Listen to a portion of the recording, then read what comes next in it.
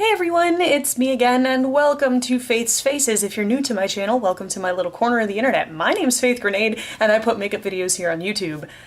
You should subscribe! You should subscribe! And what you've run into here is Faith's Faces, which is a makeup tutorial. I try to do these as often as I can, and particularly this makeup tutorial is a part of my Easy Avant-Garde makeup series. Avant-Garde is one of my favorite makeup styles to do.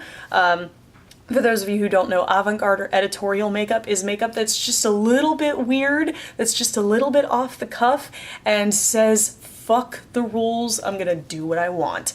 And it's one of my favorite types of makeup to do, but avant-garde can be really intimidating sometimes, because some of the avant-garde looks I've seen are really complicated and really intricate and really technically a very high level of skill is required to do them. So I decided to create a series on my channel called Easy Avant-Garde, where I create makeup looks that are still avant-garde, but easy enough for the average person to be able to accomplish. Today's makeup look, I kind of wanted to get things a little bit simplistic, because I woke up this morning and, you know, makeup is my entire life. I'm a makeup artist by trade. I eat, sleep, and dream about makeup. Well, I don't eat makeup. Don't do that. For some reason this morning I woke up just wanting mustard brown. Like, I was gonna use the new Kat Von D Pastel Goth eyeshadow palette for an avant-garde look today, but I woke up and my brain was like, no, you're not gonna do that. You're gonna do mustard brown, and you're gonna look dirty, and you're gonna look sick, and it's gonna look amazing. So I decided to go ahead and use some dirty mustardy brown tones, which of course are like an avant-garde makeup artist's bread and butter. They're beautifully ugly, and that's kind of what I was going for today. Beautifully ugly. Just taking some colors that aren't typically used in makeup and turning them into something really kind of aesthetically appealing. Went with some strong contour today, and no blush, no bronzer, just contour and highlight.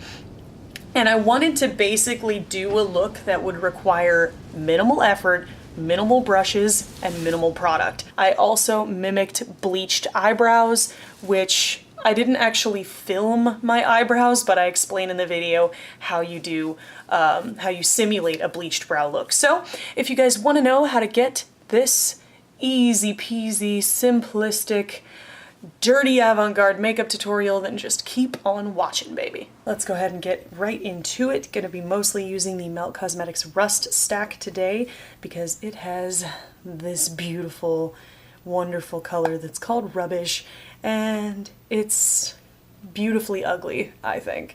So I'm basically going to take Rubbish and this Bold Metals 203 brush, teeny tiny little detail brush.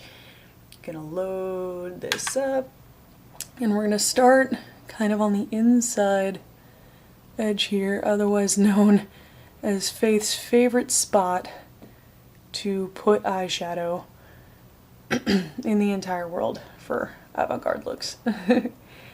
And we're just gonna whirl this there, but we're also gonna carry it down into the inner corner of the eye, because all normal conventional rules of makeup say that we shouldn't even be using a color like this in the first place, and we definitely shouldn't be putting it in the inner corner where our highlight is supposed to go. So that's exactly where I'm gonna put it. My cat is sitting behind me.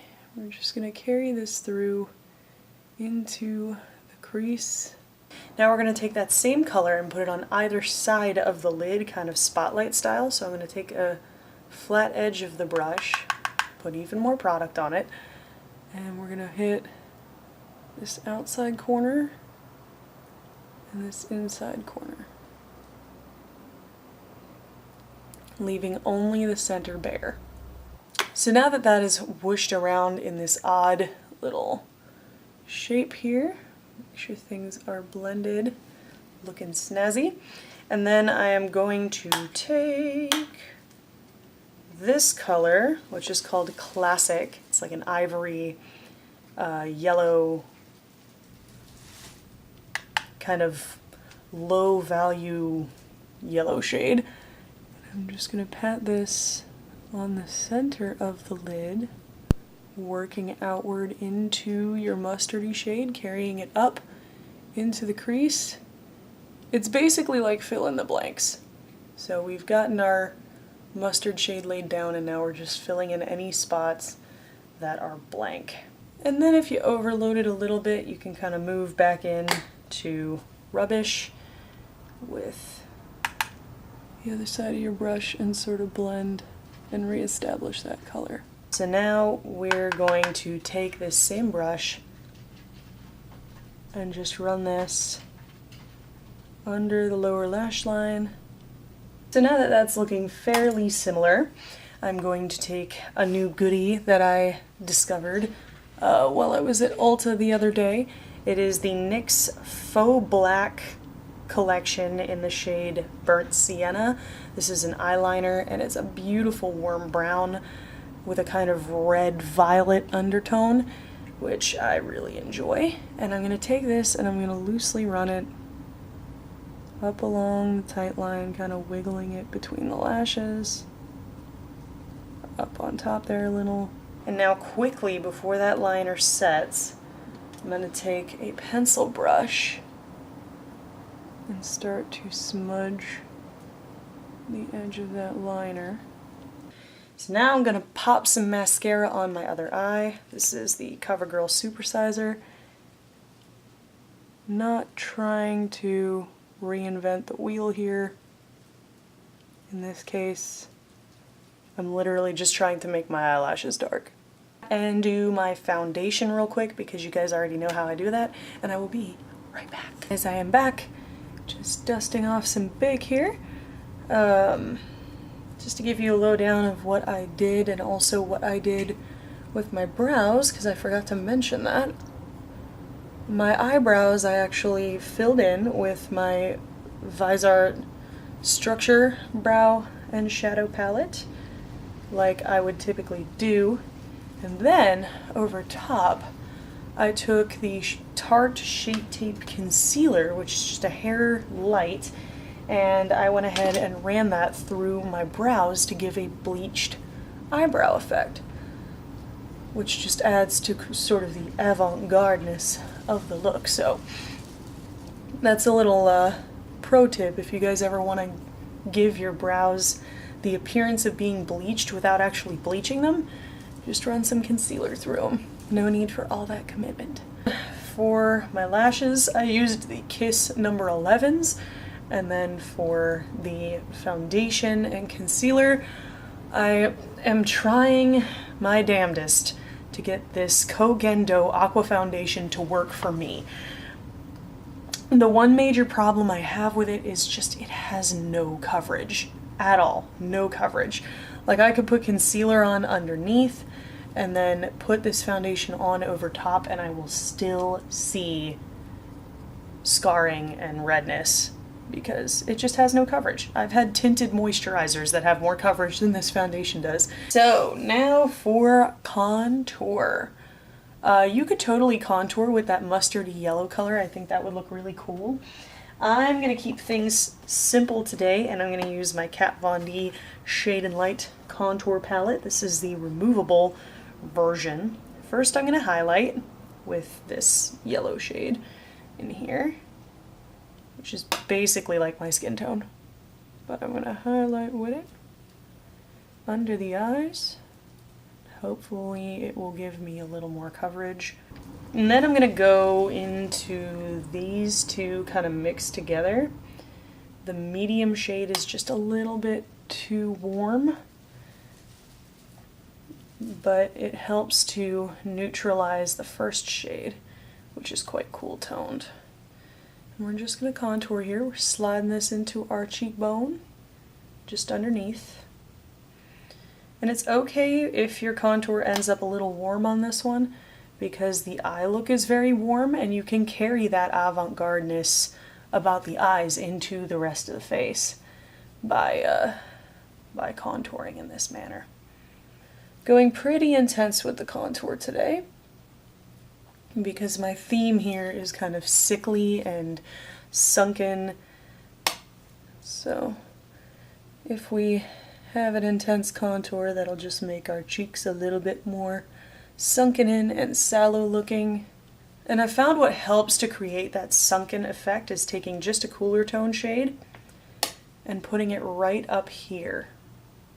Yeah? Right up at the temple here. It sort of turns the top of your cheekbone into a point, which makes things look even more sunken and sallow. So if you're doing a look for like Halloween, or you're working, you know, a small time horror movie or something like that, and you need someone to look sunken in and ill, that's really, really helpful, because that's usually a sign of life, is full temples. And then we're going to contour the jaw. So we take our cooler tone shade, run it under the jaw, up underneath the ear, because that's going to really give that sunken in effect. The Shade and Light palette's pretty nice. I mean, the powders kick up a little bit, but that's never been a deal breaker for me. They blend nicely, they apply nicely. The tones are a little bit not what I'm used to, but it's not a bad thing. I don't normally bring my contour this far up. I normally stop right here at the edge of the outside edge of my eye, but I'm really liking this sort of sunken in, kind of sick look we've got going on here, so I want to keep that moving. As for blush and bronzer, I don't really feel the need to add any. I mean, I kind of want this look to be sickly and dead and kind of sunken in, so yeah, I think I'm gonna skip that for a change, which is really weird, but I'll get through it. God, it feels weird to not be adding bronzer or blush. But anyway, now for some glow. I might add a little bit of highlight. Oh my god, you guys, I just had the scariest near-death experience. You guys didn't see that, but I dropped, or my camera like fell off of where I'm recording from, and for a while there, my entire face was a big fat blur. I could not get the lens to refocus no matter what I did. I had to turn it off and turn it on again. Thankfully, finally, got it to work. Oh my god, that was so scary. I thought I had lost my camera. Okay, anyway. So I'm gonna go with the Becca Shimmering Skin Perfector in Pearl. I haven't used this in a while. It's a little bit pale for me normally, but on looks where I'm looking to kind of cut down on the amount of things that would make me look alive, I like using this because it's literally just pure white. So now that that is all set, time for lips. Lips. I think I'm going to use this Milani Amore Matte Lip Cream. I did get a couple more shades of these because I really liked the one I did get. And my Target restocked, so I got Chromatic Addict, which is the infamous metallic nude shade. I'm not going to use that one today though. I am going to use this one called Covet, which is a deep brown, which looks awesome. Cannot wait to put this on my mouth, so let's do it now. There you go. I really, really like this shade. It's just like Dominatrix by Jeffree Star, but a little bit warmer, so it brings out the warm tones in the rust shade while still making me look nice and pale. So there you go, guys. That's it. That's it for this look. I'm done. Like, especially with how many times my camera has fallen today, I'm not trying to tempt fate. This has been a notoriously unlucky day for me trying to turn it around. But anyway, that's pretty much it for this look. I know, it seems really kind of like short. It's like, wait, that's all you're doing? But I kind of had the aim with this look to make it really editorial and kind of resemble the kind of thing you would do on like a high fashion editorial photo shoot, where you might have, you know, 20 models to paint and 15 minutes per face, and you have to try and make something work. Without further ado, the thing I continuously forget to do in my tutorials now, let's do some awkward posing. Awkward posing.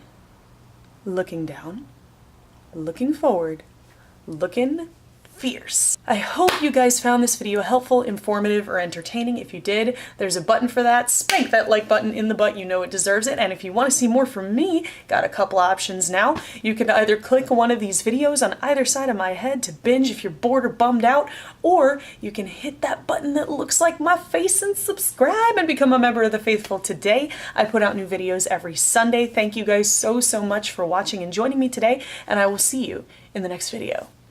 Toodles!